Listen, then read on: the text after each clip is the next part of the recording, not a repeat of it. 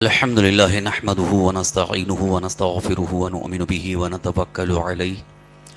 ونعوذ بالله من شرور أنفسنا ومن سيئات أعمالنا من يهده الله فلا مضل له ومن يضلله فلا هادي له ونشهد أن لا إله إلا الله وحده لا شريك له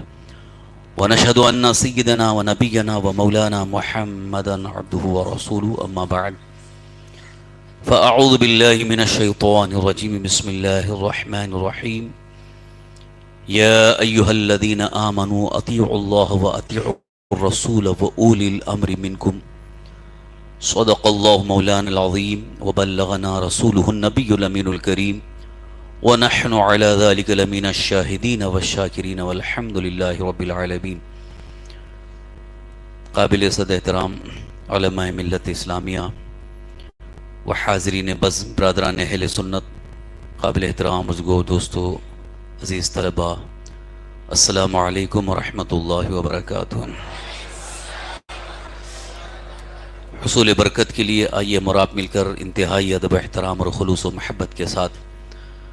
اپنے آقا و مولا حضور تاجدار مدینہ سرور قلب و سینہ ارواحنا فدا جناب محمد رسول اللہ صلی اللہ تعالی علیہ وآلہ وسلم کی بارگاہ بکس پناہ میں جھوم جھوم کر باواز بلند درود و سلام کا نذرانہ پیش کر لیں. پڑھیں اللہم صلی وسلم علی سیدنا و مولانا محمد معین الجود والکرم وعلی آلہ واصحابہ وبارک وسلم. صلاۃ و سلام علیک یا رسول اللہ، صلاۃ و سلام علیک یا حبیب اللہ. انہیں جانا انہیں مانا نہ رکھا غیر سے کام، انہیں جانا انہیں مانا نہ رکھا غیر سے کام. للہ الحمد میں دنیا سے مسلمان گیا. یا رسول اللہ صلی اللہ تعالی علیہ وسلم، تیرے غلاموں کا نقش قدم ہے راہ خدا، تیرے غلاموں کا نقش قدم ہے راہ خدا، وہ کیا بہک سکے جو یہ سراغ لے کے چلے. میں سب سے پہلے مبارکباد پیش کرتا ہوں اس مسجد کے خطیب و امام حضرت علامہ مولانا مفتی عبدالقادر صاحب اور ان کے رفقا، بالخصوص اس مسجد کے جو ٹرسٹیان ہیں، ذمہ داران ہیں، حاجی رفیق صاحب، امجد بھائی اور دیگر بڑی ہی محنت اور کوشش کے ساتھ افراد تیار کرنے میں مصروف ہیں، کیونکہ یہ ایک بہت بڑا کام ہے. جلسے اور خطابات تو ہوتے رہتے ہیں، جلسے میں تقریر میں لوگ آتے ہیں، بیٹھتے ہیں، سن کر کے چلے جاتے ہیں. بہت ساری تقریریں آپ نے سنی ہوں گی، لیکن کچھ تو یاد بھی نہیں ہوں گی کیا ہم نے سنا تھا، کیا بیان ہوا تھا. تو خالص جلسوں سے، صرف تقریروں سے وہ مضبوط مستحکم کام نہیں ہو پاتا ہے جو بیٹھ کر کے بچوں کی ذہن سازی ہوتی ہے. بچوں کا ذہن بنانا اور انہیں تیار کرنا یہ ایک بہت بڑا کام ہے اور ایک پائیدار کام ہے، کیونکہ یہ بچے جو تیار ہوئے انشاءاللہ یہ ہماری قوم کا ایک بہترین سرمایہ ہوں گے. کیونکہ ہماری قوم کے لیے بہت ہی اچھے سرمایہ کی ضرورت ہے. جب تک سرمایہ اپنے پاس نہ ہو ہم آگے کچھ بڑے کام نہیں کر پاتے ہیں. جیسے کہ کوئی بھی بزنس مین، کوئی تجارت کرنے والا، اس کے پاس پونجی ہو، سرمایہ ہو تو وہ اپنا بزنس آگے بڑھاتا ہے. سرمایہ ہی نہیں تو کیا بزنس کرے گا. یہ دنیاوی مثال سے بھی آپ سمجھ سکتے ہیں کہ ہماری قوم کے پاس سرمایہ اس صورت میں ہو سکتا ہے کہ ہمارے بچے اس بات کے اس طرح سے تیار ہو جائیں کہ وہ خود بھی اللہ کے مقدس دین پر قائم رہیں اور دوسروں کو دین سکھا سکیں، اور خاص طور پر صحیح عقائد جن کو ہم عقائد اہل سنت و جماعت کہتے ہیں، ان عقائد کی وہ رہنمائی کر سکیں، لوگوں کو بتا سکیں، اور بد مذہبوں سے، گمراہ فرقوں سے، باطل جماعتوں سے خود اپنے آپ کو بھی بچا سکیں اور دوسروں کو بچا سکیں۔ تو یہ اس کے لیے باقاعدہ تیاری کرنی پڑتی ہے، بچوں کو تیار کرنا پڑتا ہے، ذہن بنانا پڑتا ہے، ان کے ذہن و دماغ میں بہت ساری دلیلوں کو بٹھانا پڑتا ہے، تب جا کر کے افراد تیار ہوتے ہیں۔ اور یہ ایک بیس ہے، ایک بنیاد ہے۔ آپ نے ان بچوں کو ایک بنیاد تیار کر کے دے دی، تو اب اس بنیاد پر یہ آگے بڑھتے چلے جائیں گے، آگے بڑھتے چلے جائیں گے، کیونکہ اب ان کو جب بنیاد مل گئی تو اسی بنیاد پر وہ محنت کرتے ہوئے کافی آگے تک بہت ساری چیزیں حاصل بھی کر سکتے ہیں، اور جو باطل تحریکیں ہیں، باطل جماعتیں ہیں، ان کا دھندہ شکن جواب بھی دے سکتے ہیں۔ بہت پہلے شاید آپ کو یاد ہوگا، میں نے کہا بھی تھا کہ ہمارے بہت سارے بچے، ہماری قوم کے بچے جو کالج میں، یونیورسٹی میں پڑھتے ہیں، کالج میں پڑھتے ہیں، ان سے اگر کوئی غیر مسلم کوئی سوال کر لیتا ہے اسلام کے متعلق، قرآن کے متعلق، ہمارے دین کے متعلق، تو وہ اسٹوڈنٹس جو ہے وہ جواب نہیں دے پاتے ہیں، بہت ہی شرمندہ ہو جاتے ہیں، یعنی سامنے والے کو مطمئن نہیں کر پاتے ہیں، تو پھر وہ شخص جو ہے اس کے ذہن میں جو غلط فہمیاں ہیں وہ دور نہیں ہو پاتی۔ تو اس لیے میں نے کہا تھا کہ کاش ہمارے بچے اس قدر تیار ہوتے کہ وہ ہمارے دین کے متعلق دوسروں کو اطمینان بخش جواب تو دے سکیں۔ تبلیغ نہیں کر سکتے تو کم سے کم ان کے سوالات کے جوابات تو دے سکیں، کیونکہ بہت ساری غلط فہمیاں ان کے ذہنوں میں بیٹھی ہوئی ہیں۔ تو غلط فہمیوں کو دور کرنے کے لیے خود ہمارے پاس اتنا علم ہو، اتنا مطالعہ ہو کہ ہم انہیں مطمئن کر سکیں، تو یہ بھی نہیں ہو پایا، تو اس کا نقصان اور اس کا خمیازہ آج تک ہم بھگت رہے ہیں۔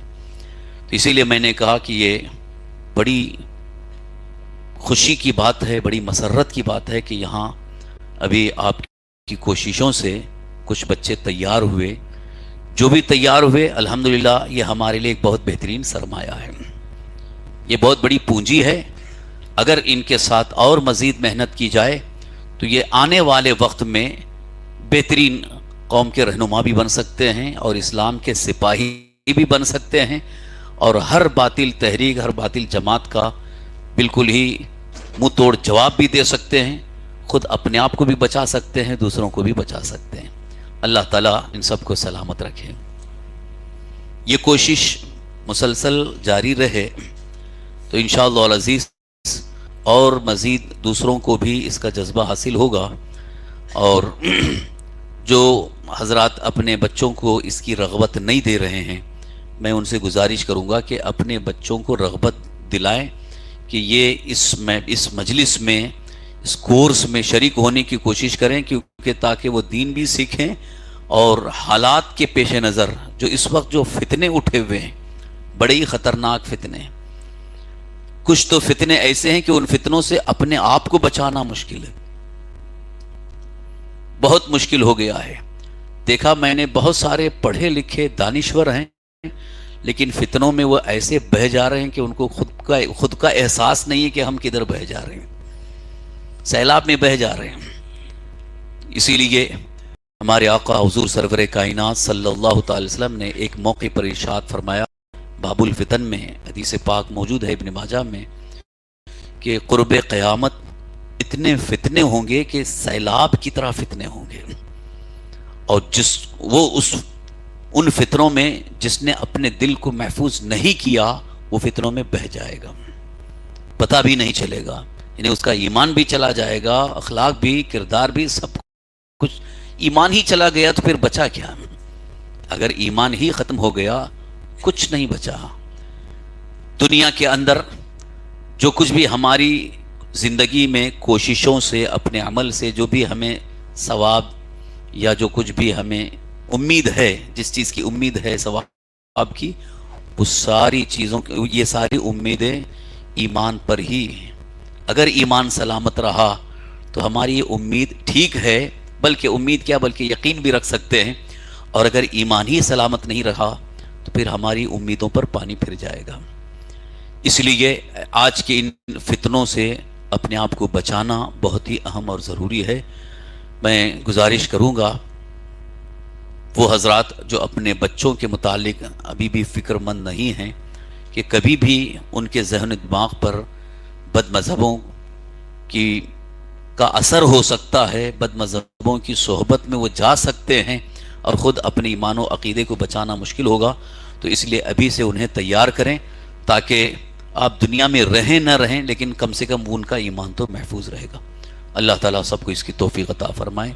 ایک مرتبہ درود شریف پڑھ لیں۔ اللہم صلی وسلم علی سیدنا مولانا محمد طب القلوب ودوائها وعافیت الابدان وشفائها ونور الابصار وضیائها وعلى آلہ وصحبہ وسلم تسلیما دائما ابدا۔ بس مختصر انداز میں موقع کی مناسبت سے چند ضروری معروضات آپ کے گوش گزار کرنے کی سعادت حاصل کر رہا ہوں۔ قرآن مقدس میں جو اللہ تعالیٰ کا فرمان ہے، اس کو آپ نے شاید کئی بار پڑھا ہوگا یا سنا ہوگا، لیکن اس میں جو آیت کریمہ کا آخری حصہ ہے اس کے متعلق چند ضروری نکات آپ کے سامنے پیش کرنا چاہوں گا۔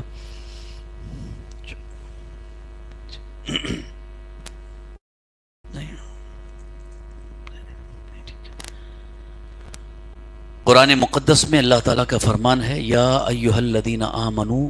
اطیعوا اللہ و اطیعوا الرسول و اولی الامر منکم۔ اے ایمان والو، حکم مانو اللہ کا، حکم مانو اللہ کے رسول کا، اور تم میں جو حکم والے ہیں، یعنی اللہ تعالیٰ کی اطاعت اور اللہ کے رسول کی اطاعت۔ اطاعت کا مطلب تو آپ سمجھتے ہی ہوں گے، اطاعت یعنی پیروی کرنا، فالو کرنا، پیچھے چلنا، جو اللہ کا حکم ہے اس پر عمل پیرا ہونا، یہ اللہ کی اطاعت ہے۔ اللہ کے رسول صلی اللہ تعالی وسلم کی اطاعت، جو حضور صلی اللہ علیہ وسلم نے فرما دیا، جس چیز کے کرنے کا حکم دے دیا اس پر عمل پیرا ہو جانا، اس پر قائم رہ جانا، یہ اللہ کے رسول صلی اللہ علیہ وسلم کی اطاعت ہے۔ تیسرا جو درجہ ہے وہ اولی الامر منکم، یہ اصل قابل غور بھی ہے، قابل توجہ بھی ہے۔ اگر صرف اللہ کی اطاعت کافی ہے تو پھر وہ اطیع الرسول کیوں ہیں؟ اور اگر اللہ کی اطاعت اور اللہ کے رسول کی اطاعت صرف کافی ہے تو پھر اولی الامر منکم کا ذکر کیوں آیا؟ قرآن مقدس میں ایک لفظ بھی فضول نہیں ہے معاذ اللہ رب العالمین، بلکہ ہر لفظ بے شمار معانی اور مفاہیم کا خزانہ ہے، جس کی طرف عام طور پر لوگوں کی توجہ نہیں ہوتی، مگر مفسرین کرام ہر چیز پر توجہ کرتے ہیں، بلکہ اس کے گرد و پیش اور اس کے تقاضے پورے کرنے کے لیے وہ ذہن و دماغ کے گھوڑے اتنا دوڑاتے ہیں کہ کہاں تک پہنچ جاتے ہیں۔ تو اللہ تبارک تعالیٰ کا یہ جو فرمان ہے، یا ایھا الذین آمنوا اطیعوا اللہ و اطیعوا الرسول و اولی الامر منکم، تو یہ آخری جو حصہ ہے میں اسی پر تھوڑی سی گفتگو کرنا چاہوں گا، کیونکہ یہ تو سب مانتے ہیں اللہ کا حکم، یعنی جو بھی مسلمان ہے وہ یہ نہیں کہے گا کہ میں اللہ کا حکم نہیں مانوں گا۔ ہر مسلمان مانتا ہے اللہ کا حکم، عمل نہ کرے وہ الگ بات ہے۔ رسول پاک صلی اللہ تعالی وسلم کی اطاعت کی جہاں تک بات آئی، وہاں بھی تقریباً اکثر ماننے ہی کی بات کرتے ہیں کہ حضور صلی اللہ علیہ وسلم کا جو فرمان ہے ہم اس کا انکار نہیں کرتے، عمل نہ کریں الگ بات ہے لیکن مانتے تو ہیں۔ لیکن تیسرا جو درجہ آیا ہے وہ اولی الامر منکم، تو یہ کس کے متعلق ہے؟ عربی گرامر کے اعتبار سے اگر دیکھا جائے، یعنی قانون نحو، اطیع اللہ و اطیع الرسول و اولی الامر منکم، لفظ اطیع دو جگہ آیا، اطیع اللہ و اطیع الرسول۔ اب آگے جو ہے وہ اطیع نہیں آیا، صرف واو ذکر ہے اور یہ واو عطف کے لیے آتا ہے، تو یہاں بھی اطاعت کا حکم ہی ہے، یعنی اللہ کی اور اللہ کے رسول کی اطاعت، اور ساتھ ساتھ تم میں جو اولو الامر ہیں ان کی بھی اطاعت کرو۔ تو یہ اطاعت کا حکم یہاں بھی ہے۔ اب ذہن میں ایک سوال ابھرتا ہے، یہ اولو الامر کون ہیں؟ اولی الامر سے کس کا تذکرہ مقصود ہے؟ کس کے بارے میں اللہ تعالیٰ نے فرمایا کہ تم میں جو حکم والے ہیں؟ ترجمہ یہی کیا جاتا ہے اولو الامر، جو تم میں حکم والے ہیں ان کی اطاعت کرو۔ تو یہ اولو الامر سے مراد کون ہے؟ تفسیر ابن عباس کی روشنی میں کہ یہاں اولو الامر جب فرمایا اللہ تعالیٰ نے، تو یہ وہ حضرات جنہوں نے بارگاہ مصطفیٰ علیہ التحیت و ثنا میں تربیت حاصل کی اور دین کو سمجھا، دین سیکھا، اور پھر انہیں ایک خصوصی سمجھ حاصل ہوئی جن کو فقہا صحابہ کہا جاتا ہے، وہ یہاں اولو الامر میں مراد ہیں۔ اب فقہا صحابہ میں یوں تو 4 مشہور ہیں، لیکن خلفائے راشدین بھی فقہا میں سے ہی شمار ہیں، کیونکہ صحابہ میں درجے کے اعتبار سے اگر دیکھا جائے تو 4 صحابہ جن کو ہم 4 یار کہتے ہیں، حضرت سیدنا ابو بکر صدیق، حضرت سیدنا عمر فاروق، حضرت سیدنا عثمان غنی، حضرت سیدنا علی مرتضیٰ رضی اللہ تعالیٰ عنہم، یہ خلفائے راشدین جن کہتے ہیں، یہ اولو الامر میں شمار ہیں۔ ان کی اطاعت بھی ضروری ہے، ان کی پیروی بھی ضروری ہے۔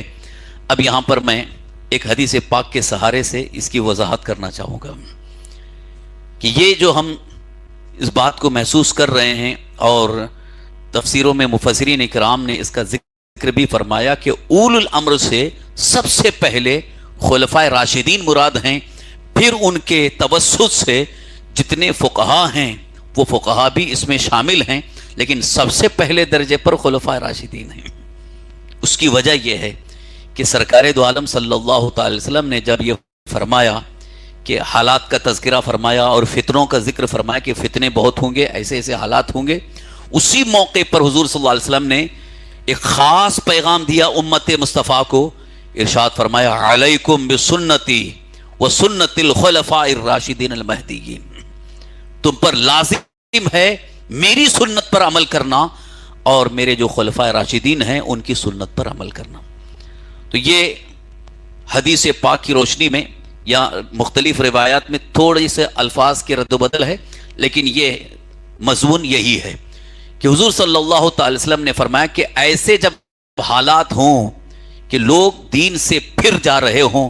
ارتداد کی کیفیت پیدا ہو رہی ہو، ذہن و دماغ بدل رہے ہوں، اور ایسے ایسے فتنے کہ ان فتنوں میں آدمی صحیح سنت مصطفیٰ کو سمجھ نہیں پا رہا ہو، دین کا اصل چہرہ پہچان نہیں پا رہا ہو، تو ایسے حالات میں رسول پاک صلی اللہ تعالی وسلم ارشاد فرماتے ہیں فعلیکم بسنتی، سب سے پہلے تمہارے اوپر لازم ہے۔ یہ لفظ علیکم جب بولا جاتا ہے عربی میں تو کسی چیز کو خاص لازم کا حکم دینا ہوتا ہے کہ اس کو لازم کر لو، اس پر عمل پیرا ہو جاؤ، کمپلسری ہے تمہیں کرنا، تو فرمایا جاتا فعلیکم بسنتی، تو تم پر لازم ہے میری سنت پر عمل کرنا۔ اب یہاں دیکھیے فعلیکم بسنتی، اور اس کے ساتھ ساتھ حضور صلی اللہ علیہ وسلم نے کیا فرمایا؟ خلفائے راشدین کی سنت پر عمل کرنا۔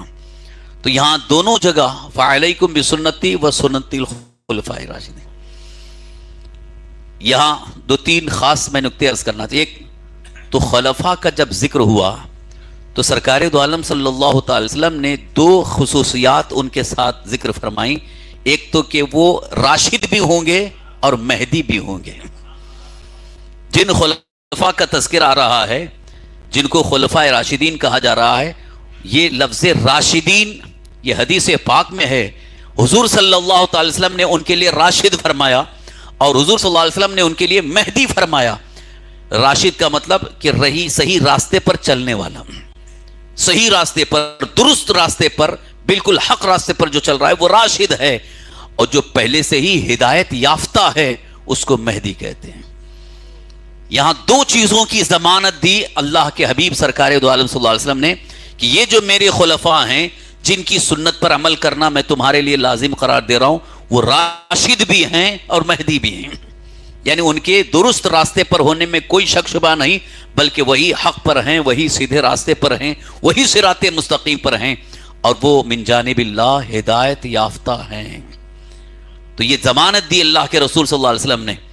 تو میں یہ اس لیے عرض کر رہا ہوں کہ جو ابھی ایک نیا فتنہ جو فتنہ رافضی ہے، اور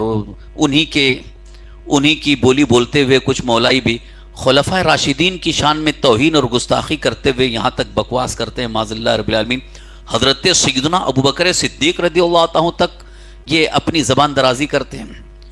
ایسے ایسے الفاظ کہتے ہیں معاذ اللہ رب العالمین جن کو ہمیں کہتے ہوئے شرم محسوس ہوتی ہے کہ کوئی مسلمان بھی ایسا کہہ سکتا ہے، جن کے بارے میں سرکار دو عالم صلی اللہ تعالی وسلم نے جن کی فضیلت میں کیا ارشاد فرمایا، اور قرآن مقدس میں اللہ تبارک تعالیٰ نے جن کی تعریف بیان فرمائی ہو، اب ان کی شان کیا ہو سکتی ہے؟ آپ اندازہ لگائیں۔ وہ شاید آپ کو واقعہ یاد ہوگا، حضرت سیدنا ابو بکر صدیق رضی اللہ عنہ نے جب حضرت بلال حبشی رضی اللہ عنہ کو آزاد کرایا تھا، خرید کر کے حضور کی بارگاہ میں پیش کیا تھا، بہت تفصیلی واقعہ ہے۔ حضرت بلال جس کے غلام تھے امیہ بن خلف، یہ بہت بڑا ظالم تھا، ان کے اوپر ظلم کرتا تھا، تکلیفیں پہنچاتا تھا، ننگے بدن پر کوڑے مارتا تھا۔ حضرت ابوبکر صدیق رضی اللہ عنہ کو بہت ترس آیا۔ ایک دن آپ نے ہمت کر لیا اور یہ ارادہ کر لیا کہ میں بلال کو خرید لوں گا۔ اس کے پاس گئے، امیہ بن خلف کے پاس جا کے اس سے کہنے لگے کہ یہ کالا غلام، یہ حبشی غلام میں خریدنا چاہتا ہوں، کیا قیمت بولو گے؟ تو اس نے چونکہ وہ سمجھ گیا، اس نے بہت زیادہ قیمت بتائی، حالانکہ اس دور کے حساب سے جتنی قیمت ہو سکتی اس کے کئی گنا زیادہ اس نے بتایا تاکہ یہ خرید نہ سکے۔ جیسے اگر کوئی 10 روپے کی چیز ہے، آپ سے کہتے 1000 روپے دے دو، تو آپ تو کہیں گے یار 10 روپے کی چیز 1000 روپے کو لے گا۔ حضرت ابوبکر صدیق رضی اللہ عنہ کے سامنے اس نے زیادہ قیمت بولی، آپ نے چون چرا کچھ نہیں کہا، بلکہ سیدھے گھر گئے اور پوری اتنی قیمت لا کر کے اس کے سامنے رکھ دیا، کہا لے لے اور بلال کو دے دیں۔ آپ نے خرید لیا، سیدھے بارگاہ مصطفیٰ میں پہنچے، سرکار دو عالم صلی اللہ علیہ وسلم کی بارگاہ میں پہنچ کر کے عرض کیا یا رسول اللہ، میں نے بلال کو خرید کر آزاد کے لیا، آپ کی قدموں میں پیش کر رہا ہوں۔ سرکار دو عالم صلی اللہ علیہ وسلم کی آنکھوں میں خوشی کے آنسو تھے کہ میرے غلام، میرے عاشق بلال کو آپ نے آزاد بھی کرایا۔ اب اس واقعے کے بعد وہاں پر لوگوں میں ایک طرح کی چیمے گوئیاں ہونے لگی کہ دیکھو بلال یہ حبشی ہیں، کالا کلوٹا غلام ہے، اتنی بھاری قیمت دے کر کے خریدنے کی کیا ضرورت تھی؟ حضرت ابوبکر صدیق رضی اللہ عنہ پر ایک طرح سے تان و تشنی کرنے لگے۔ کچھ لوگ یہ کہنے لگے کہ شاید ہو سکتا ہو ابو بکر کے اوپر ان کا کوئی احسان ہوگا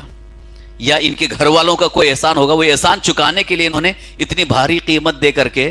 بلال کو آزاد کر لیا۔ اللہ اکبر، اللہ تبارک تعالیٰ کا فرمان نازل ہو گیا، وَمَا لِأَحَدٍ عِندَهُ مِن نِعْمَةٍ تُجْزَىٰ إِلَّا ابْتِغَاءَ وَجْهِ رَبِّهِ الْأَعْلَىٰ وَلَسَوْفَ يَرْضَىٰ۔ اللہ تعالیٰ ارشاد فرماتا ہے ان پر کسی کا احسان نہیں ہے کہ وہ احسان کا بدلہ دے رہے ہیں، بلکہ صرف اللہ کی رضا چاہتے ہوئے ابو بکر نے بلال کو آزاد کیا ہے، اور یقیناً اللہ کی رضا انہیں حاصل ہو گئی۔ یعنی ان پر تان کیا جا رہا تھا، تو جواب میں اللہ کا فرمان آ گیا، قرآن کریم کی آیت نازل ہو گئی، وَمَا لِأَحَدٍ عِندَهُ مِن نِعْمَةٍ تُجْزَىٰ۔ صاف طور پر، واضح طور پر اللہ تعالیٰ نے ان کا رد فرمایا جو حضرت ابوبکر صدیق رضی اللہ عنہ کی شان میں بکواس کر رہے تھے۔ تو میں یہ عرض کرنا چاہتا ہوں کہ آج ایسے ایسے فتنے اٹھے ہوئے ہیں کہ خاص طور پر خلفائے راشدین میں حضرت سید شیخین کریمین حضرت ابوبکر صدیق رضی اللہ عنہ اور حضرت عمر فاروق اعظم رضی اللہ عنہ کی بارگاہ میں طرح طرح کی بکواس کرتے ہیں، گستاخیاں کرتے ہیں۔ فوراً سمجھ جاؤ یہ بے ایمان ہے، یہ صاحب ایمان ہو ہی نہیں سکتا ہے، اس لیے کہ جس کے دل میں حضرت سیدنا ابوبکر صدیق رضی اللہ عنہ کا بغض ہو وہ صاحب ایمان ہو ہی نہیں سکتا ہے، وہ صراط مستقیم پر ہو ہی نہیں سکتا ہے، وہ اہل سنت و جماعت ہو ہی نہیں سکتا ہے، وہ گمراہ ہے، بد مذہب ہے، بد عقیدہ ہے، بلکہ وہ جہنمی ہے۔ اور یہ چیز تو سرکار دو عالم صلی اللہ تعالی وسلم نے اپنی حیات ظاہری میں ظاہر فرما دیا تھا۔ یہ تو بہت مشہور روایت بھی ہے کہ آپ کی حیات ظاہری میں جب ایک جنازہ آیا، آپ نے جنازہ نہیں پڑھا، آپ نے جنازہ نہیں پڑھا۔ اب آپ سوچئے کہ حضور صلی اللہ علیہ وسلم نے نماز جنازہ نہ پڑھی، کس کی جرات ہوگی اس کی پڑھ دیں؟ اس کو لے جایا گیا، اسے ڈال دیا گیا گڈھے میں۔ صحابہ اکرام نے، ان کو صحابہ کو تھوڑی سی تشویش ہوئی کہ ان کی نماز جنازہ کیوں نہیں پڑھی، تو مسلمان تو تھا۔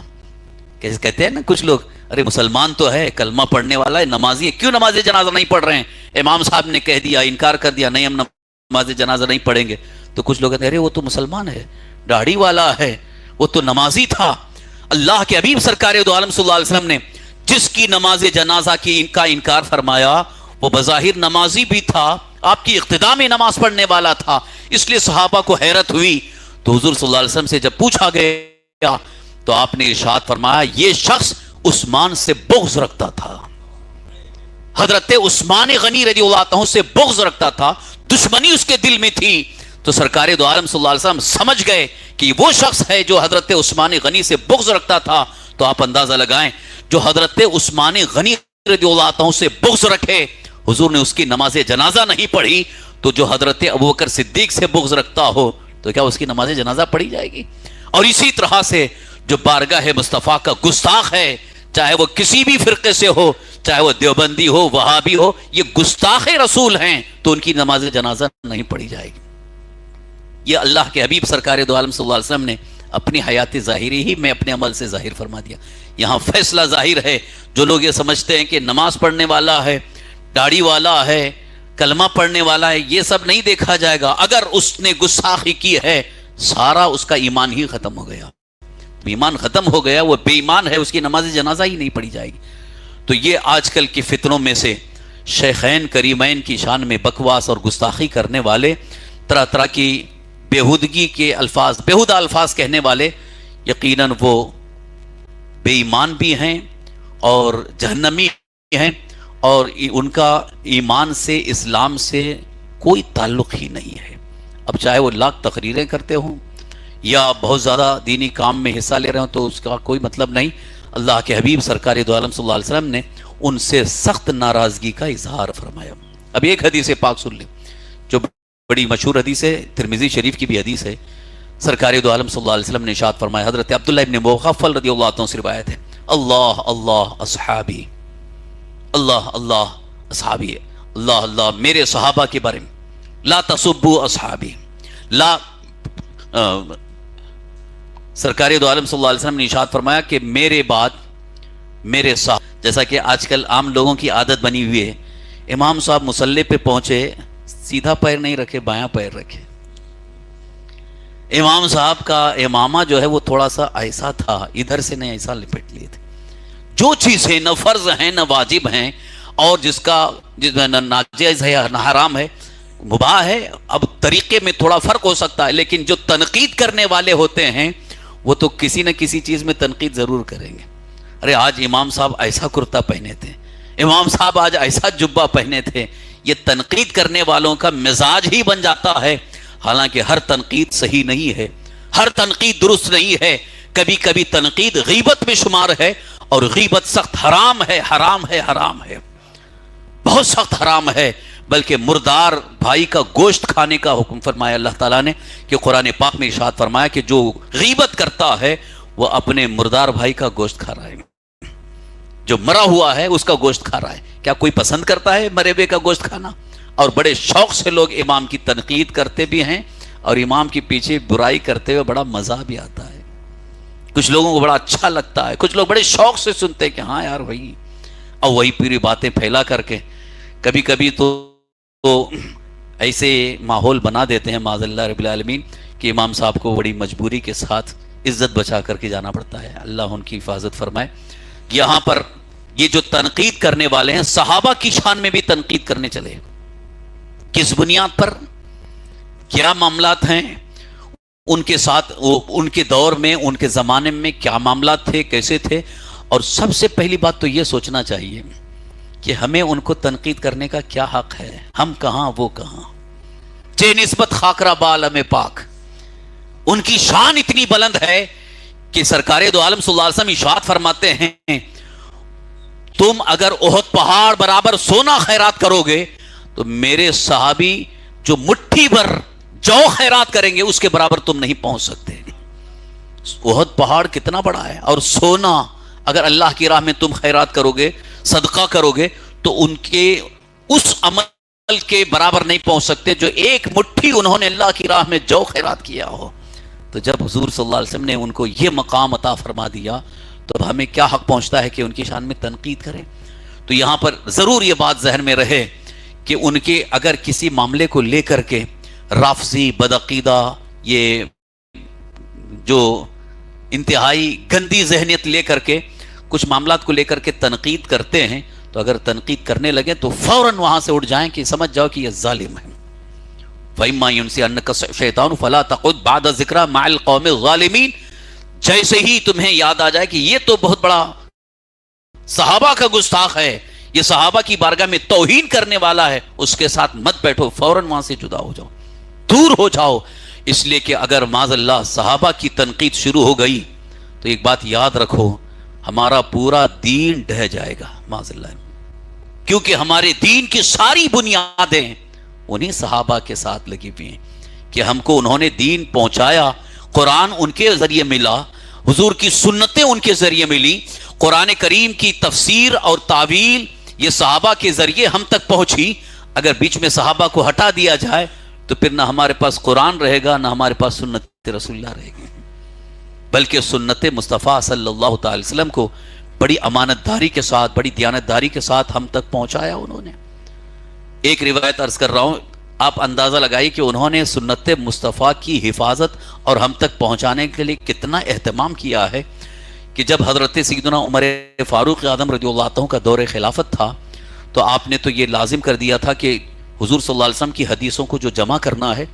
جمع کرنے میں اتنی احتیاط ہو کہ کوئی بھی غیر حدیث کو حدیث نہ کہہ سکے. تو اس کے لیے آپ نے یہ لازم کر دیا تھا کہ جو بھی حدیث رسول کو پیش کرے گا وہ شاہد ضرور پیش کرے گا. شاہد یعنی گواہ بھی ہو. ایک مرتبہ اتفاق سے حضرت محمد بن مسلمہ رضی اللہ عنہ، یہ صحابی حضرت عمر فاروق اعظم رضی اللہ عنہ کے گھر تشریف لے گئے کسی کام سے. باہر سے کھڑے ہو کر کے آپ نے سلام کیا، السلام علیکم، جواب نہیں ملا. دوسری بار کا السلام علیکم، جواب نہیں ملا. تیسری بار بھی سلام کیا، السلام علیکم، جواب نہیں ملا. آپ واپس ہو گئے، واپس آ گئے. دوسرے دن حضرت عمر فاروق اعظم رضی اللہ عنہ سے ملاقات ہوئی تو آپ نے کہا کہ آپ گھر آئے تھے اور واپس چلے گئے. تو آپ نے وہ حدیث پاک بیان کی کہ ہمارے آقا صلی اللہ تعالی وسلم کا یہ فرمان ہے کہ کسی کے گھر جائیں تو دور کھڑے ہو کر باہر ہی سے سلام کریں، السلام علیکم. اگر جواب مل جاتا ہے تو ٹھیک ہے، نہیں تو دوسری بار سلام کریں. دوسری بار بھی جواب نہ ملے تو تیسری بار سلام کریں، اور تیسری بار اگر سلام کا جواب نہ ملے تو واپس ہو جاؤ کہ شاید وہ ملنا نہیں چاہ رہے ہیں یا کسی کام میں مصروف ہوں گے. تو میں اسی حدیث پر عمل کرتے ہوئے میں چلا آیا. تو آپ نے جب حدیث بیان کر دی تو حضرت عمر فاروق اعظم رضی اللہ عنہ فرماتے ہیں اس کے لیے شاہد پیش کرو ورنہ کوڑے ماروں گا. شاہد پیش کرو، گواہ کون ہے کہ یہ حدیث کو آپ نے سنا ہے حضور صلی اللہ علیہ وسلم سے. تو وہ تو بالکل اس میں سکتے میں آ گئے. اب اس میں ڈھونڈ رہے تھے کہ اب میں کہاں سے شاہد پیش کروں. اتفاق سے ایک صحابی کھڑے ہوئے، انہوں نے عرض کیا، ہاں امیر المومنین، اس حدیث کو میں نے بھی سنا ہے، سرکار دو عالم صلی اللہ علیہ وسلم سے میں نے بھی سنا ہے. جب تائید حاصل ہو گئی، شاہد مل گئی، تب حضرت عمر فاروق اعظم رضی اللہ عنہ نے فرمایا آپ کی جان بخشی ہو گئی، اور یہ واقعی صحیح حدیث پاک ہے. اب آپ سوچئے، صحابی ہیں حضرت محمد بن مسلمہ، لیکن تنہا انہوں نے ایک حدیث پیش کی تو حضرت عمر فاروق اعظم رضی اللہ عنہ نے اس لیے سختی کی کہ کہیں ہمارے درمیان کوئی غلط چیزوں کو حدیث کہہ کر کے نہ پیش کر دے. اتنا اہتمام کیا ہے، اتنی احتیاط کیا ہے، تب جا کے حضور کی حدیثیں ہم تک پہنچی. پھر بھی بعد میں کچھ کیڑے مکوڑے پیدا ہو گئے جن لوگوں نے گڑھی ہوئی حدیثیں بنا کر کے پیش کی. یہی رافضی ہیں جن کو یہاں ہم لوگ کھٹمل کہتے ہیں. ان لوگوں نے بہت ساری حدیثوں کو، ایک قول کے مطابق جو ہے 4 لاکھ حدیثیں گڑھ لیا. انہوں نے،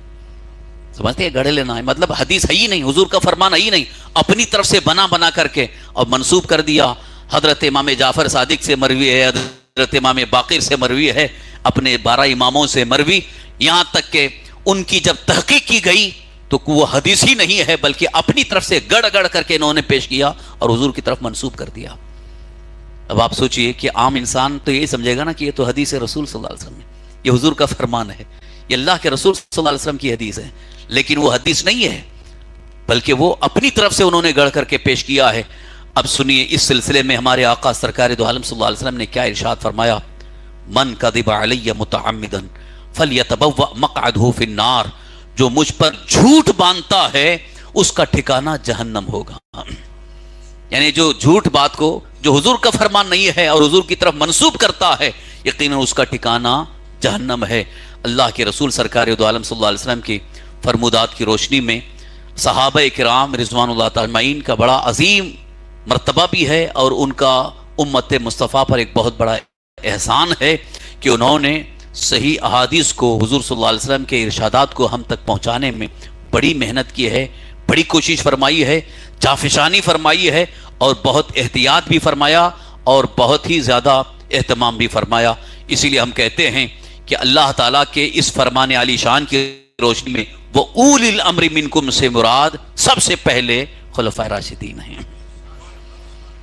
اور ایک دوسری چیز یہ ہے کہ حضور صلی اللہ تعالی وسلم کی بارگاہ میں سب سے زیادہ جو تربیت حاصل کی ہے، یوں تو اور کئی صحابہ ہیں جیسے حضرت ابو ہریرہ ہیں، لیکن بعد میں آپ آئے اور آپ نے بھی اپنے آپ کو وقف کر لیا تھا، حضور کی خدمت میں رہتے تھے۔ حضرت عبداللہ ابن مسعود رضی اللہ عنہ، جن کو صاحب الوسادہ والنعلین کہا گیا،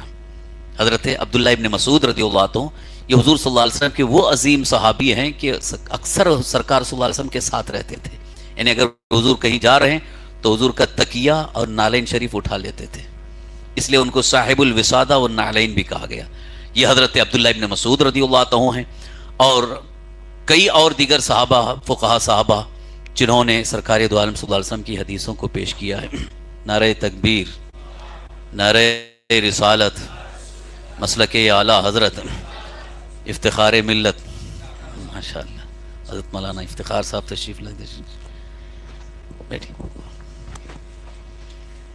آپ حضرات، تشریف رکھیں، درود شریف پڑھ لیں۔ اللہم صلی وسلم علی سیدنا مولانا محمد معین الجود والکرم وعلی آلہ واصحابہ بارک وسلم، صلاۃ و سلام علیک یا رسول اللہ، صلاۃ و سلام علیک یا حبیب اللہ۔ تو میں یہ عرض کر رہا تھا کہ قرآن پاک میں جو اللہ تعالیٰ کا ارشاد ہے وہ اولی الامر منکم، اس سے سب سے پہلے حضور صلی اللہ تعالی وسلم چونکہ اللہ کے رسول ہیں، یہاں تک تو اطیعوا اللہ و اطیعوا الرسول، اس کے بعد اولی الامر کا درجہ آتا ہے، تو اولی الامر میں تو صحابہ میں سب سے پہلے خلفائے راشد۔ فیصلہ غلط نہیں ہو سکتا، اس لیے کہ وہ اللہ تعالیٰ کی طرف سے محفوظ بھی ہیں، اور اللہ تعالیٰ نے انہیں اپنے دین کی نشر و اشاعت کے لیے اور مصطفیٰ کریم صلی اللہ تعالی وسلم کے ارشادات کی حفاظت اور امت تک پہنچانے کے لیے اللہ تعالیٰ نے انہیں خاص منتخب بھی فرما لیا۔ اسی لیے ہمیں آنکھ بند کر کے ان پر اعتماد اور بھروسہ کرنا ہے کہ حضرات صحابہ میں بالخصوص خلفائے راشدین نے جو فیصلہ فرما دیا وہ فیصلہ ہمارے لیے بالکل حق ہے، لازم ہے، ضروری ہے، اور اسی فیصلے پر عمل کرنا ہے۔ تو الحمدللہ آج پوری دنیا میں، صرف بمبئی کی بات نہیں کر رہا، پوری دنیا کا اگر سروے کریں، پوری دنیا میں جتنے اہل سنت و جماعت ہیں، یہ اہل سنت و جماعت خلفائے راشدین ہی کو اپنا مقتدا مانتے ہیں۔ حضور صلی اللہ تعالی وسلم کے بعد خلفائے راشدین کی سنتوں پر عمل کرنا اور انہیں اپنا مقتدا اور پیشوا ماننا یہ ہمارے لیے لازم ہے، ضروری ہے، اور ان سے جو ہٹا یقیناً وہ گمراہیت کی طرف چلا جائے گا۔ انہی خلفائے راشدین کی اتباع اور ان کی سنت پر عمل کرنے کی بات آئی تو ایک چیز اور بھی آپ کے ذہن میں بٹھانے کے لیے عرض کر رہا ہوں کہ سرکار دو عالم صلی اللہ تعالی وسلم نے ان کی اتباع کو کیوں لازم فرمایا؟ لفظ سنت دو جگہ ہے، فعلیکم بسنتی و سنت الخلفاء الراشدین، دونوں جگہ لفظ سنت ہے۔ حضور صلی اللہ علیہ وسلم فرما رہے ہیں کہ تم پر لازم ہے میری سنت پر عمل کرنا اور میرے خلفائے راشدین کی سنت۔ یہ لفظ سنت کا مطلب کیا ہے؟ یہاں بھی ایک خاص نقطہ ہے، وہ یہ ہے کہ سرکار دو عالم صلی اللہ تعالی وسلم کی ہر حدیث سنت نہیں ہے، ہر حدیث سنت نہیں ہے، بلکہ حضور صلی اللہ علیہ وسلم کی وہ حدیث جس پر عمل کی اجازت دی گئی ہے، حکم دیا گیا، وہ سنت ہے۔ حدیث اور سنت میں فرق ہے۔ حضور صلی اللہ علیہ وسلم کا جو بھی فرمان ہے، حضور صلی اللہ علیہ وسلم نے جو کیا وہ بھی حدیث ہے، حضور صلی اللہ علیہ وسلم نے جو فرمایا وہ بھی حدیث ہے، اور آپ کے سامنے کسی نے کچھ عمل کیا اور حضور نے اسے منع نہیں فرمایا وہ بھی حدیث ہے۔ تو حدیث کی کیٹیگریز جو ہے یہ تھوڑا سا اس کے اندر وسعت ہے، مگر جب سنت بولا جاتا ہے تو وہی فعل رسول یا وہی قول رسول جس پر عمل کرنے کا حکم دیا گیا امت مصطفیٰ کو، وہ سنت کہلایا۔ اسی لیے تو میں یہ اکثر کہا کرتا ہوں، اہل سنت تو ہو سکتے ہیں، اہل حدیث نہیں ہو سکتے، اہل حدیث نہیں ہو سکتے، کیونکہ اگر کوئی کہتا ہے اپنے آپ کو اہل حدیث کا مطلب کیا؟ ہم حدیث پر عمل کرنے والے. ساری حدیثوں پر عمل کر کے بتا دو. ساری حدیثوں پر عمل نہیں ہو سکتا ہے، کیونکہ حضور صلی اللہ علیہ وسلم کے وہ خصوصیات وہ حدیث تو ہیں مگر وہ سنت نہیں ہیں. جیسے کہ سرکار دو عالم صلی اللہ علیہ وسلم کے لیے خاص اللہ تعالیٰ کا حکم ہے، اللہ تعالیٰ کی طرف سے اجازت ہے کہ 4 سے زیادہ آپ نکاح فرما سکتے ہیں. آپ نے 11 نکاح فرمائے، تو کیا کوئی یہ دعویٰ کر سکتا ہے کہ میں بھی 11 نکاح کر سکوں گا؟ نہیں کر سکتا. 4 سے زائد نہیں ہے، جبکہ حدیث وہ بھی ہے کہ 4 سے زائد نکاح یہ حدیث ہے مگر اس پر عمل نہیں کر سکتے. اسی طرح سے صوم وصال کیا ہے کہ جب سرکار دو عالم صلی اللہ علیہ وسلم روزہ رکھنے لگتے تھے تو مسلسل روزہ رکھتے تھے، نہ سحری ہے نہ افطار ہے، وہ صوم وصال. لیکن اب یہ امت کے لیے حکم نہیں ہے. جبکہ بعض صحابہ جب رکھنے لگے تو کمزور ہو گئے، تو سرکار دو عالم صلی اللہ علیہ وسلم کو جب پتہ چلا تو حضور نے فرمایا ایکم مثلی یطعمونی ربی ویسقینی، تم میں مجھ جیسا کون ہے؟ مجھے تو میرا رب کھلاتا پلاتا ہے.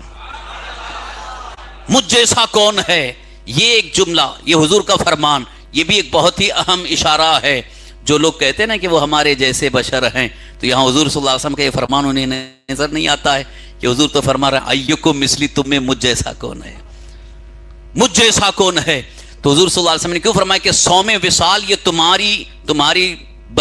بس کی بات نہیں ہے، یہ تو میرے لیے اللہ تعالیٰ کا فضل ہے کہ میں جب تک چاہوں بغیر سحری اور بغیر افطار کے روزہ رکھتا رہوں، لیکن امت کے لیے نہیں ہے. تو یہ حدیث تو ہے لیکن سنت نہیں ہے.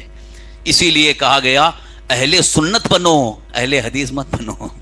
اور جو اہل حدیث ہوگا وہ بہت ساری سنتوں کو چھوڑ رہا ہوگا، لیکن جو اہل سنت ہوگا وہ یقیناً ان ساری حدیثوں پر عمل پیرا ہو جائے گا جن پر عمل کرنے کا حکم دیا گیا ہے. دوسری چیز یہاں پر خاص طور پر یہ بھی ہے کہ جو اہل سنت ہوگا، جب لفظ اہل السنہ کہا گیا تو حضور کی سنتوں پر عمل کرنے والا بھی ہو گیا اور خلفائے راشدین کی سنتوں پر عمل کرنے والا بھی، کیونکہ وہاں بھی سنت کا لفظ ہے، یہاں بھی سنت کا لفظ ہے کہ حضور کی سنتوں پر جو عمل کر رہا ہے وہ اہل سنت ہے. اور حضور صلی اللہ علیہ اور صحابی کا جو قول اور فعل ہے اور حضور صلی اللہ علیہ وسلم کے صحابہ کی جو سنتیں ہیں ان پر بھی عمل کا حکم ہے. تو اہل سنت جو ہے ان سب کو لے کر کے چل رہے ہیں، مگر اہل حدیث صرف اور صرف حضور صلی اللہ علیہ وسلم کی سنت پر یا حدیث پر عمل کی بات کرتے ہیں، مگر سنت خلفائے راشدین کو وہ ترک کر رہے ہیں. وہ اہل سنت ہو ہی نہیں سکتے ہیں. اسی طرح سے جب اہل حدیث گمراہ ہیں، ایسے ہی رافضی بھی گمراہ ہیں. یہ سب گمراہ فرقے ہیں، یہ باطل جماعتیں ہیں. ان کے نظریات فاسد ہیں، ان کے خیالات فاسد ہیں، ان کے عقائد بالکل باطل ہیں. اسی لیے کہا گیا کہ آج کے اس دور میں اگر صحیح عقیدہ اہل سنت و جماعت پر آپ کو قائم رہنا ہے، اس کو اچھی طرح سے پہچاننا ہے، جاننا ہے، تو واحد راستہ ہے جسے ہم آج مسلک اعلی حضرت کہتے ہیں. کیونکہ اعلی حضرت امام اہل سنت مجدد دین ملت شاہ امام محمد رضا قدس سرور نے کتاب اللہ، سنت رسول اللہ اور اجماع امت کی روشنی میں ساری سنتوں کو سامنے رکھ کر کے سنت رسول اللہ کی روشنی میں استنباط کر کے تمام دینی شرعی مسائل کو پیش کر دیا. چاہے نماز کے مسائل ہوں، روزے کے مسائل ہوں، زکوٰۃ کے مسائل ہوں، حج کے مسائل ہوں، نکاح اور طلاق کے مسائل ہوں، میراث کے مسائل ہوں، شریعت مطہرہ کے جتنے بھی مسائل ہیں ان سارے مسائل میں آپ نے پوری طرح سے غور و خوض کر کے مکمل تحقیق اور تفتیش کر کے کہ سنت رسول اللہ کیا ہے آپ نے مکمل سنت رسول اللہ کی روشنی میں پیش کیا ہے، سنت صحابہ کی روشنی میں پیش کیا ہے. اور اقوال صحابہ پر کو تلاش کرنے میں آپ نے اتنی محنت فرمائی ہے کہ شاید کم فقہا اس کی طرف توجہ دیا کرتے ہیں، مگر اعلی حضرت نے سنت رسول اللہ اور سنت صحابہ کی تحقیق اور تفتیش کر کے بہت ساری سنتوں کو آپ نے بیان فرمایا. اسی لیے اعلی حضرت کا دنیا میں چرچا بھی ہو رہا ہے. اب جب چرچا ہوتا ہے تو کچھ لوگوں کو حسد بھی ہونے لگتا ہے کہ بار بار ان کا چرچا کیوں، بار بار ان کا تذکرہ کیوں. یہ مولانا لوگ جو ہے جب دیکھو روٹی بوٹی کے لیے خالی اعلی حضرت کا نام لیتے ہیں، نذرانے ملتے ہیں، اس لیے بیوقوف کہیں کہ نذرانے کی بات کر رہے ہو. یہاں تو اعلی حضرت کو اللہ تعالیٰ کی طرف سے ایسی عظیم شان حاصل ہوئی کیونکہ انہوں نے اپنی ذات کو نہیں منوایا بلکہ ذات مصطفیٰ کو منوایا. جو ذات مصطفیٰ کو منوانے کی کوشش کرتا ہے اللہ تعالیٰ اس کے چرچے کو بلند فرماتا ہے، کیونکہ اللہ نے اپنے حبیب صلی اللہ علیہ وسلم کے ذکر کو اتنا بلند فرمایا وَرَفَعْنَا لَكَ ذِكْرَكَ کہ اللہ تعالیٰ اپنے حبیب صلی اللہ علیہ وسلم کے ذکر کو بلند فرما رہا ہے. تو ذکر مصطفیٰ کو بلند کرنے میں جو جو شامل ہو جاتے ہیں ان کا بھی ذکر بلند ہو جاتا ہے، ان کا بھی تذکرہ ہونے لگتا ہے.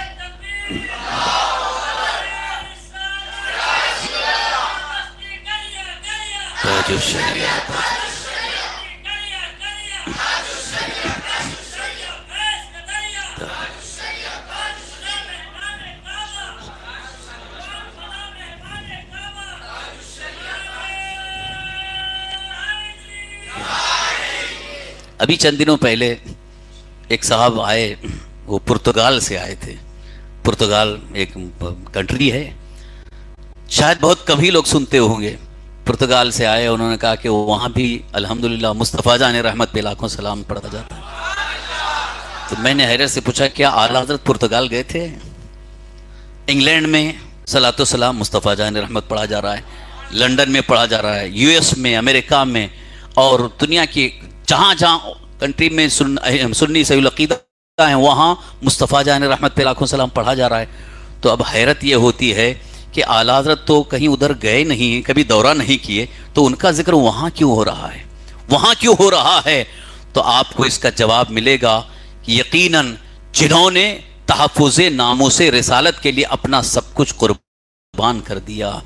حضور کے ناموس کے لیے جنہوں نے اپنا وقت، اپنا سب کچھ قربان کر دیا، اور سرکار دو عالم صلی اللہ علیہ وسلم کی محبت کو، حضور کے عشق کو لوگوں کی دلوں میں بسانے کے لیے اپنا سب کچھ قربان کر دیا، اسی لیے اللہ تعالیٰ نے ان کے ذکر کو بھی بلند کر دیا. ڈال دی قلب میں عظمت مصطفیٰ سیدی اعلیٰ حضرت پہ لاکھوں سلام. دنیا کے کونے کونے سے آواز آ رہی ہے، ملک سخن کی شاہی تم کو رضا مسلم، جس سمت آ گئے ہو سکے بٹھا دیے ہیں. کیونکہ جب جب حملہ ہوا ہے ہمارے عقائد اہل سنت پر، یا جس عقائد اہل سنت میں بھی تو بہت سارے اہم عقائد ہیں، تو جس عقیدے پر ضرب لگانے کی باطل تحریکوں نے کوشش کی ہے، ہر طرح سے اعلیٰ حضرت نے پورا ایک محاذ سنبھال لیا اور ہر طرح سے ان کا جواب دیا. جب شفاعت رسول کا انکار کرنے والا ایک فتنہ کھڑا ہوا تو اعلیٰ حضرت نے اس کا بھی دندہ شکن جواب دیا، کتابیں تصنیف فرمائی، تحریریں پیش فرمائی، اور علم غیب مصطفیٰ جو ہمارا اہل سنت و جماعت کا ایک عظیم عقیدہ ہے، اس کے خلاف جب انہوں نے کہنا شروع کیا تو اعلیٰ حضرت نے اس کا بھی جواب دیا. جب علم غیب مصطفیٰ کی بات آئی، صرف یہاں ہی نہیں بلکہ جب مکہ مکرمہ پہنچے اور وہاں پر لوگوں نے وہاں کے گورنر شریف مکہ سے کہا، یہ مولانا احمد رضا خان ہندی یہ تو رسول کو علم غیب مانتے ہیں، انہوں نے ایک بہت بڑا فتنہ کھڑا کیا ہے، لہذا ان سے پوچھا جائے. شریف مکہ نے کہا، مولانا احمد رضا خان صاحب آپ کیا مانتے ہیں علم غیب مصطفیٰ کو؟ تو آپ نے فرمایا الحمدللہ میں رسول پاک صلی اللہ علیہ وسلم کو اللہ کی عطا سے علم غیب مانتا ہوں. انہوں نے کہا کہ دلیل کیا ہے؟ آپ نے فرمایا میں دلیل کے لیے کتاب لکھ دوں گا. دلیل کی کتاب لکھنے کا آپ نے وہیں پر عزم مصمم کر لیا، اور وہیں مکہ مکرمہ کی سرزمین پر آپ نے 8 گھنٹے کے اندر علم غیب مصطفیٰ پر جو کتاب لکھی ہے الدولت المکیہ بالمادۃ الغیبیہ، جب کتاب لکھ کر کے آپ نے پیش فرمایا، شریف مکہ نے اس دور کے جو بڑے بڑے علماء تھے سب علماء کی میٹنگ بلائی،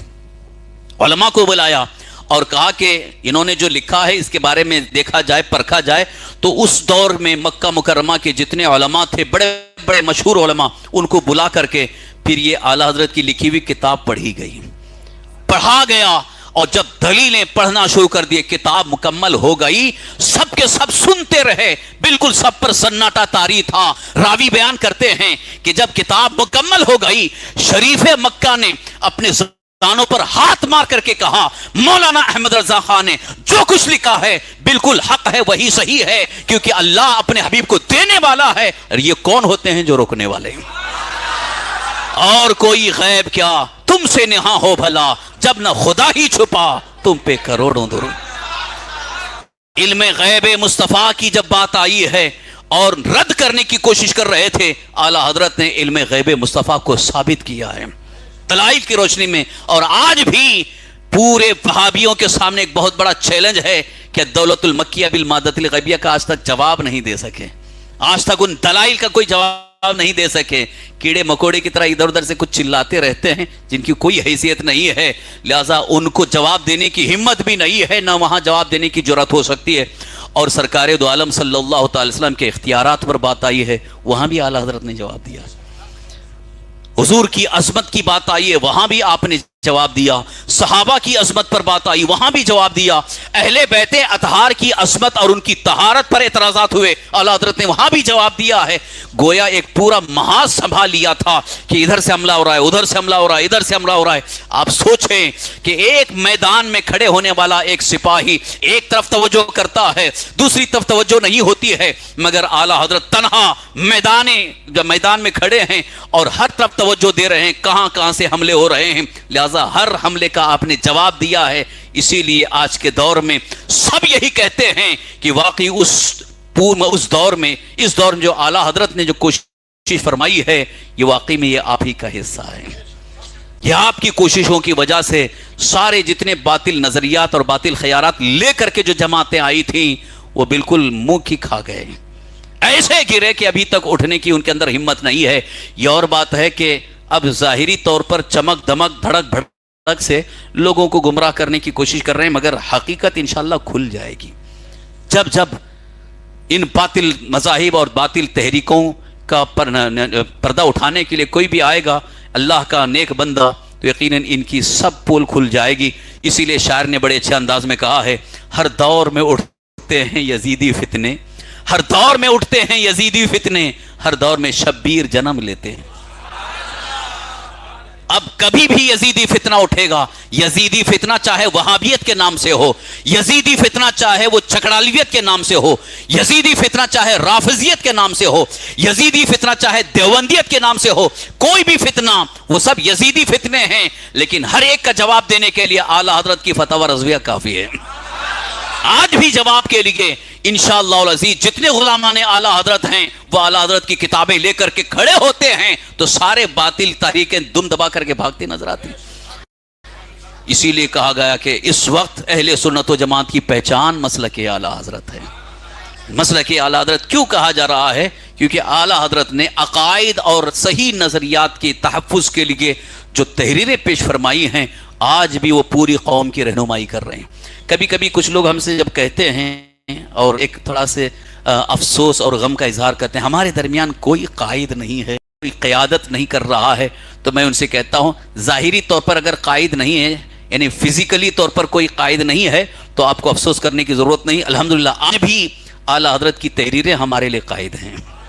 اعلیٰ حضرت کے فتاوی ہمارے لیے قائد ہیں، اعلیٰ حضرت کی تحریریں، آپ کے فتاوی، آپ کے فیصلے الحمدللہ ہر موڑ پر ہماری قیادت کر رہی ہیں۔ یہی وجہ ہے کہ جتنے علماء اعلیٰ حضرت کی تحریروں سے رابطہ کیے ہوئے ہیں اور ان کو مکمل طور پر صحیح طریقے سے پڑھ رہے ہیں، یقیناً وہ محفوظ بھی ہیں،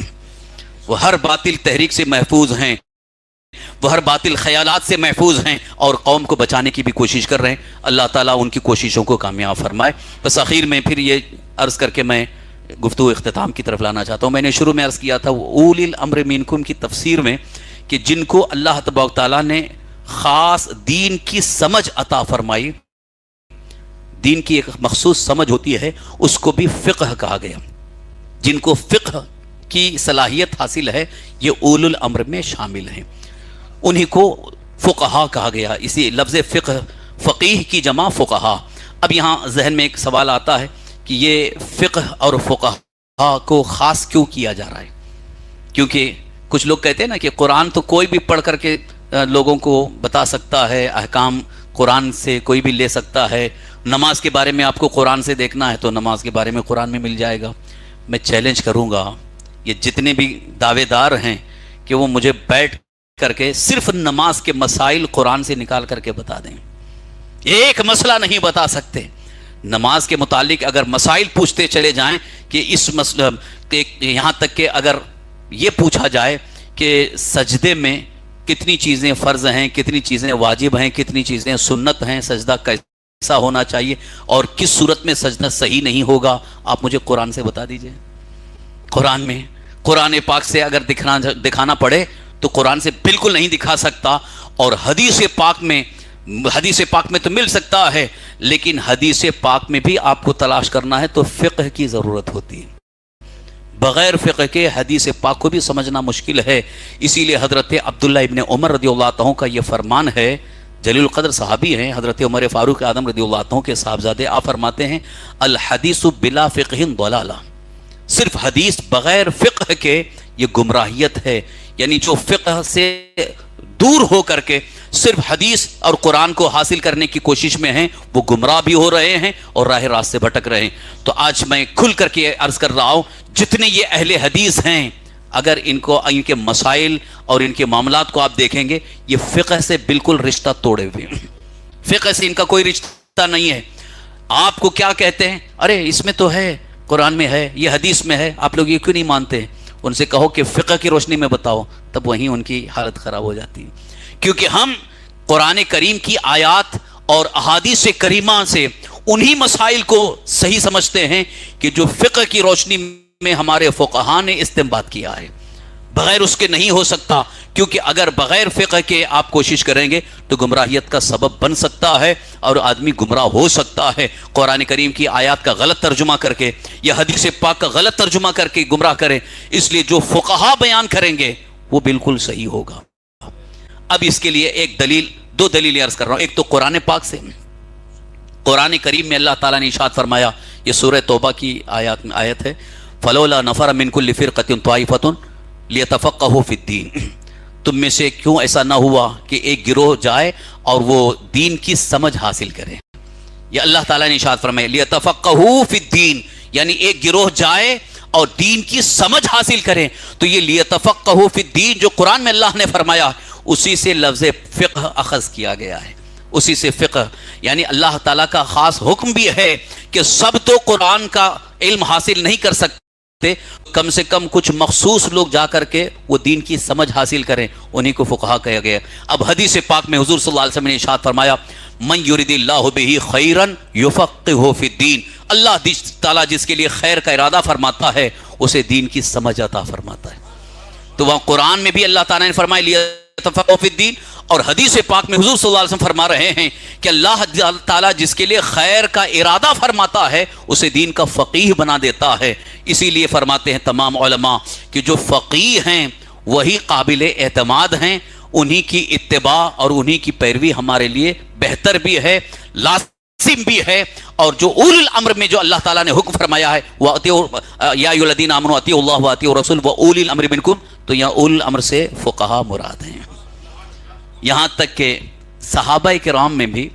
سارے صحابہ فتویٰ نہیں دیتے تھے، سارے صحابہ، جبکہ انہوں نے حضور کی حدیثیں بہت ساری سنی، حاصل بھی کی، یہاں تک کہ حضرت ابو ہریرہ رضی اللہ عنہ جو کثیر الروایہ ہیں، لیکن وہ بھی فتویٰ نہیں دے سکتے تھے۔ فتویٰ کون دے سکتے تھے؟ جن کو فقیہ کہا گیا، وہ فتویٰ دے سکتے ہیں۔ تو یہ آج کل کے ایرو غیرو نتھو خیرو جو بھی ملا بس فتویٰ دے رہا ہے، یہ اہل حدیث بن کے بیٹھے ہیں اور وہ فتویٰ دے رہے ہیں، اور ان کا مولوی بیٹھ کر کے کہتا ہے یہ حدیث میں آیا نا، یہ بخاری میں ہے، مسلم میں ہے۔ ارے بخاری اور مسلم تمہارے گھر کی ہے، بخاری اور مسلم تمہارے باپ دادا نے لکھی ہے۔ بخاری اور مسلم کو بھی سمجھنے کے لیے فقہ کی ضرورت ہے، بغیر فقہ کے نہ بخاری سمجھ میں آئے گی نہ مسلم سمجھ میں آئے گی، کوئی حدیث نہیں سمجھ میں آئے گی۔ لہٰذا ان گمراہوں سے بچو۔ اگر آپ کے سامنے کوئی حدیث لا کر کے پیش کر رہا ہے کہ یہ حدیث میں ہے، حدیث میں ہے، تو آپ پہلے اس پہ اس کو ذرا پیٹ تھپک کے کہو ہاں ٹھیک ہے حدیث میں ہے، ذرا فقہ کی روشنی میں اس کو کیا بیان کیا گیا وہ ذرا پیش کرو، تب جا کر کے بات سمجھ میں آ جائے گی۔ ایک مثال دے رہا ہوں، بس گفتگو ختم کر رہا ہوں، کہ رفع یدین کا مسئلہ حدیث پاک میں، تاکہ آپ کی معلومات میں اضافہ ہو جائے کہ ہم امام اعظم ابو حنیفہ رضی اللہ عنہ کی تقلید کرتے ہیں نا، امام اعظم ابو حنیفہ رضی اللہ عنہ جن کی تقلید کرتے ہوئے ہم حنفی کہلائے، تو حنفی امام اعظم ابو حنیفہ رضی اللہ عنہ کی تقلید کر رہے ہیں۔ تو اب یہ وہابی غیر مقلدین اہل حدیثیوں کہتے ہیں کہ دیکھو امام اعظم تو نہیں کہتے، ابو حنیفہ نے رفع یدین کی حدیث کو مانا ہی نہیں، رفع یدین کی حدیث کو مانا ہی نہیں، اور جبکہ یہ رفع یدین کی حدیث جو ہے بخاری میں ہے، مسلم میں ہے۔ اب آپ کا جواب کیا ہوگا اس کے سامنے؟ ان کے سامنے حدیث میں ہے، اب وہ بڑے دعوے کے ساتھ کہتے ہیں ہم تو حدیث پر عمل کر رہے ہیں اور آپ تو حدیث پر عمل نہیں کر رہے۔ رفع یدین سمجھ رہے ہیں نا، رفع یدین کہ نماز میں یہ ایک تو پہلے شروع میں جو تکبیر تحریمہ کے وقت ہاتھ اٹھاتے ہیں یہ، اس کے بعد یعنی رکوع میں جانے سے پہلے پھر ہاتھ اٹھاتے ہیں، اور رکوع سے اٹھنے کے بعد ہاتھ اٹھاتے ہیں جو شافعی حضرات کرتے ہیں، اس کو رفع یدین کہا گیا۔ تو یہ رفع یدین کی حدیث کے بارے میں غیر مقلدین اہل حدیث کا حنفیوں پر ایک بہت بڑا الزام یہ ہے کہ ابو حنیفہ نے وہ رفع یدین کی حدیث کو نہیں لیا، تو آپ لوگ جو ہے رسول اللہ کی نہیں مانتے ہو، ابو حنیفہ کی مانتے ہو۔ معاذ اللہ، یہ ان کی بولی بول رہا ہوں، ان کی زبان سے جو الفاظ بولتے ہیں کہ رسول اللہ صلی اللہ علیہ وسلم جو رفع یدین کر رہے ہیں اور امام ابو حنیفہ نے رفع یدین کو چھوڑ دیا، نہیں کیا، آپ ان کی بات مان رہے ہو۔ اب آپ بتاؤ کہ حضور صلی اللہ علیہ وسلم کی حدیث کو مانو گے کہ حضرت امام اعظم ابو حنیفہ کی بات مانو گے؟ یہاں پر رکو، حدیث میں ہے لیکن تحقیق یہ ہے، آپ اگر تحقیق کریں گے تو آپ کو خود بات سمجھ میں آ جائے گی کہ ایک حدیث میں، یہ تو جو حدیث یہ لوگ پیش کرتے ہیں کہ اللہ کے رسول صلی اللہ علیہ وسلم نے رفع یدین فرمایا ہے، یہ حضور صلی اللہ علیہ وسلم کی زندگی پاک کا پہلے کا عمل ہے، اور سرکار دو عالم صلی اللہ علیہ وسلم نے اپنی حیات ظاہری کے اخیر ایام میں چھوڑ دیا تھا، رفع یدین ترک کر دیا تھا۔ اس بات کے راوی حضرت عبداللہ ابن مسعود رضی اللہ عنہ، جن کو ابھی میں نے کہا صاحب الوسادہ والنعلین، جو حضور صلی اللہ علیہ وسلم کے ساتھ اکثر رہنے والے حضرت عبداللہ ابن مسعود رضی اللہ عنہ خود بیان فرماتے ہیں کہ میں نے اخیر میں دیکھا کہ حضور نے رفع یدین کو ترک کر دیا، کرنا چھوڑ دیا۔ تو امام اعظم ابو حنیفہ رضی اللہ عنہ نے حضرت عبداللہ ابن مسعود کی اس روایت کو لیا ہے۔ جب حضور صلی اللہ علیہ وسلم کی زندگی پاک کے دو عمل سامنے آتے ہیں، ایک عمل یہ ہے کہ حضور نے کیا تھا، اور ایک عمل یہ ہے کہ حضور نے ترک کر دیا، تو ترک کو جو ہے اہم ترجیح دی جائے گی، اس لیے کہ کرنا پہلے تھا اور ترک کرنا بعد میں ہے، تو یہ بعد کا عمل پہلے کے لیے ناسخ ہوتا ہے۔ تو پہلے کا حکم گویا وہ منسوخ ہو گیا، وہ حکم نہیں رہ گیا، اب ترک والی حدیث پر عمل کیا جائے گا۔ اب اس میں جو قابل غور نقطہ ہے وہ یہ ہے کہ حضرت امام اعظم ابو حنیفہ رضی اللہ عنہ نے جس روایت کو لیا ہے، اس روایت میں، اور امام شافعی رضی اللہ عنہ نے جو روایت کو لی ہے، دونوں روایتوں کو جب سامنے رکھا جاتا ہے، کیونکہ روایت کو پرکھنے کا بھی ایک معیار ہوتا ہے کہ اس روایت میں، اس سند میں کون کون حضرات ہیں اور اس سند میں کون کون حضرات ہیں، تو جب دیکھا گیا تو امام اعظم ابو حنیفہ رضی اللہ عنہ نے جو روایت لی ہے، اس روایت میں سارے راوی فقہا ہیں، اور ادھر سارے راوی فقہا نہیں ہیں، لہذا فقہا کی روایت کو زیادہ ترجیح دی جاتی ہے۔ یہ اصول ہے، یہ دستور ہے، اسی پر تو ہمارے الحمدللہ ہمارے دین کی بنیاد ہے۔ اسی لیے میں نے کہا کہ فقہ کی روشنی میں جب قرآن و سنت پر عمل کرنے کی کوشش کریں گے، تب جا کے آپ کو پتا چلے گا کہ اصل سنت تو یہ ہے جو حضرت امام اعظم ابو حنیفہ رضی اللہ عنہ نے بیان فرمایا۔ اسی لیے الحمدللہ ہم بڑے فخر سے کہتے ہیں امام اعظم ابو حنیفہ رضی اللہ عنہ کی پوری تحقیق، جو سنت مصطفیٰ کیا ہے وہ پوری تحقیق کر کہ آپ نے سنت مصطفیٰ کو پیش کیا ہے، اور امام اعظم ابو حنیفہ رضی اللہ عنہ کی انہی تحقیقات کو سامنے رکھ کر بعد میں اعلیٰ حضرت امام اہل سنت امام احمد رضا قدس سرہ نے بھی انہی تحقیقات کی روشنی میں فقہ حنفی کو سنت مصطفیٰ کے مطابق پیش کرنے کی بھرپور کوشش فرمائی۔ یہ بھی ایک بہت بڑا آپ کا کارنامہ ہے اور بہت بڑی قربانی ہے، لہٰذا آج پھر آپ کے لیے سب سے زیادہ اہم اور ضروری یہ ہے کہ اپنے بچوں کو، طلباء کو اور اپنے چھوٹے بھائیوں کو اس بات کے لیے تیار کرو کہ ان کا ذہن و دماغ جو ہے وہ بہکے نہیں، یہ باطل جماعتوں اور باطل فرقوں اور باطل نظریات کے سیلاب میں بہہ نہ جائے۔ اس لیے ان کے ذہن و دماغ کو بالکل ایسا تیار کر دو کہ یہ خود بھی محفوظ رہیں اور دوسروں کو بچا سکیں۔ اس کے لیے جو یہاں سے کوشش ہوئی، الحمدللہ یہ بڑی کوشش ہے، میں اس کوشش پر سب کو مبارکباد پیش کرتا ہوں، بالخصوص آپ کے ہر دل عزیز امام صاحب کو اور ٹرسٹیان کو، اور جو اساتذہ مل کر کے یہاں پر پڑھا رہے ہیں، بچوں کی ذہن سازی کر رہے ہیں، وہ قابل مبارکباد ہیں، کیونکہ یہی میں نے شروع میں کہا تھا نا کہ ہمارے لیے بہت بڑا سرمایہ ہے، یہ بہت بڑی دولت ہے، بہت بڑی دولت ہے۔ یہ طلباء، یہ بچے اگر اسی پر وہ قائم رہے اور اسی پر اور مزید آگے یہ ترقی کرتے رہے تو آنے والے دور میں یہی ایک بہترین اسلام کے سپاہی بن کر کے کھڑے رہیں گے۔ اور اگر یہ افراد نہیں رہیں گے،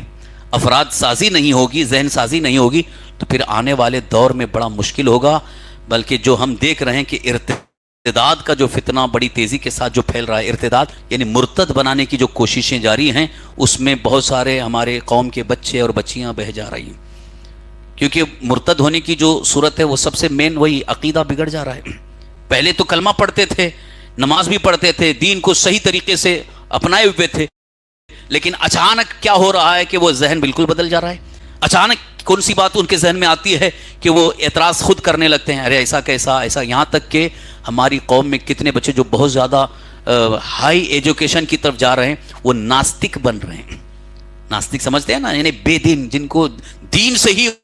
ان کا مزاج ختم ہو رہا ہے، دل سے بالکل دین ہی دور ہو رہا ہے، بلکہ وہ ایسے ایسے غلط اعتراضات اور اسلام پر طعن و تشنیع کرنا شروع کرتے ہیں، ارے یار یہ سب ڈھکوسلا ہے، یہ سب پرانے خیالات ہیں، ایسا ہے ویسا ہے، مطلب دین سے ہی دور ہو رہے ہیں، مکمل ناستک ہو رہے ہیں، یہاں تک کہ خدا کے وجود کے منکر ہو رہے ہیں۔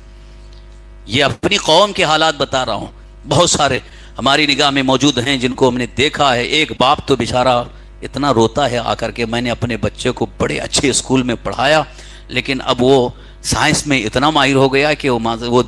دین کا ہی انکار کرنے بیٹھ گیا۔ باپ دیندار ہے،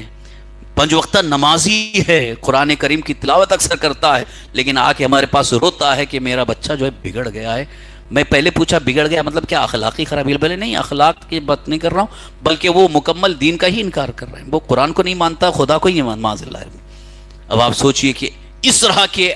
حالات ہمارے درمیان پیدا ہو رہے ہیں، تو ایسے حالات میں ہمیں اپنے بچوں کی ذہن سازی بہت ہی اہم اور ضروری ہے، لہٰذا اس میں آپ کو بھرپور کوشش کریں۔ مجھے یاد آتا ہے حضور صلی اللہ علیہ وسلم کا فرمان جو بہت پہلے میں نے کہا تھا، سرکار دو عالم صلی اللہ علیہ وسلم نے ارشاد فرمایا،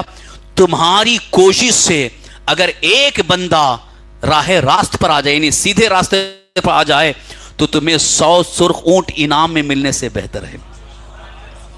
سرخ اونٹ جو اس دور میں، یعنی ریڈ کیمل جسے کہتے ہیں نا، سرخ اونٹ، لال اونٹ، اس دور میں بہت قیمتی ہوتا تھا، بہت مہنگا ہوتا تھا۔ تو حضور صلی اللہ علیہ وسلم فرما رہے ہیں کہ 100 سرخ اونٹ انعام میں ملنے سے بہتر یہی ہے کہ تمہاری کوشش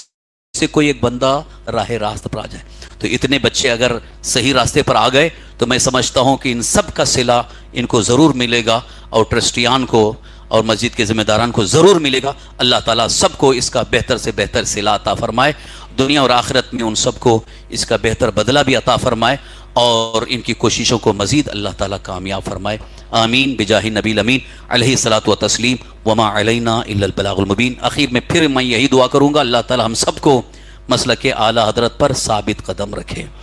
تمام باطل تحریک، باطل مذاہب، باطل خیالات سے اللہ ہم سب کو محفوظ رکھے، ایمان ہی پر زندہ رکھے، ایمان ہی پر خاتمہ نصیب فرمائے۔ آمین بجاہ النبی الامین علیہ الصلاۃ والتسلیم، وما علینا الا البلاغ المبین۔ السلام علیکم ورحمۃ اللہ۔